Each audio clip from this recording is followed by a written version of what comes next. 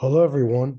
My name is George, and welcome back to Class 8 of Company Founding 101. In this class, we'll close out the finance statement part, and next class, we'll move on to fundraising and stuff like that.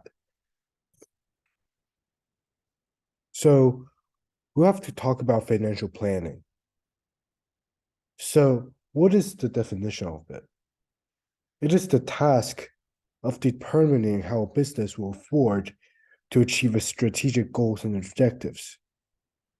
Why is it important? Because it gives companies a direction and it promotes the transparency, which there'll be less corruption going on within the firm.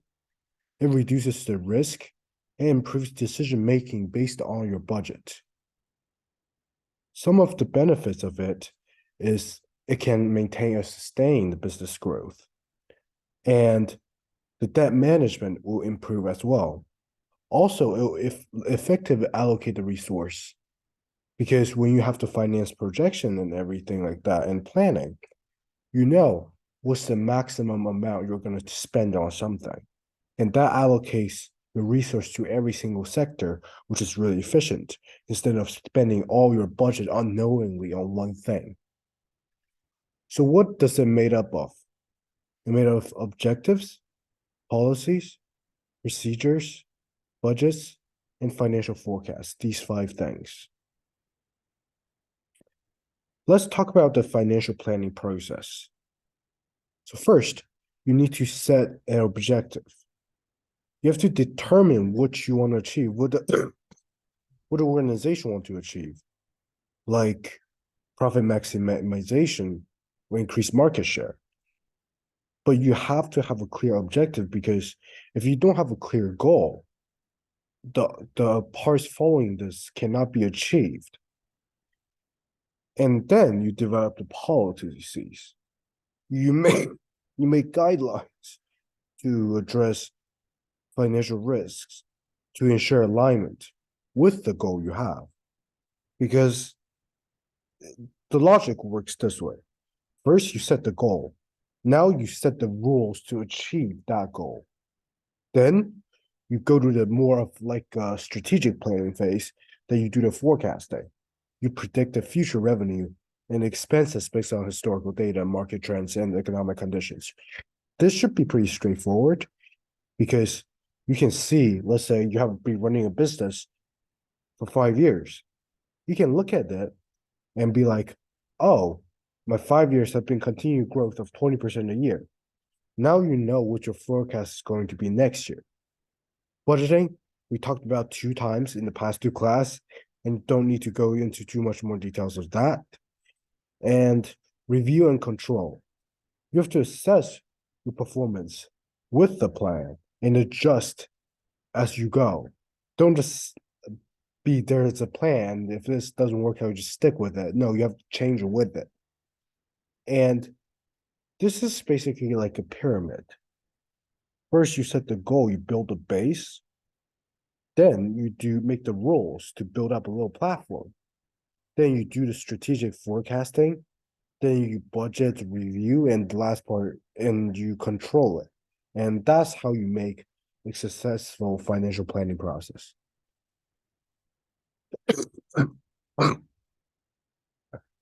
I want to go in detail of financial forecasting.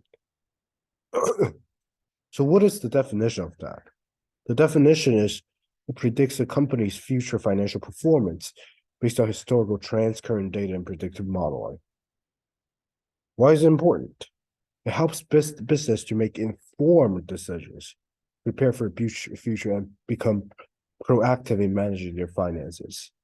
It's not like when you have to spend something, you'd be like, oh, now I gotta do my finances. Is you do that beforehand, so you know how much money you have to spend on this product and to decide if you want to invest in it or not. Because sometimes your funding might be too little to make an effect. So it is unnecessary. But a lot of companies don't even do this. They go into their blindsided.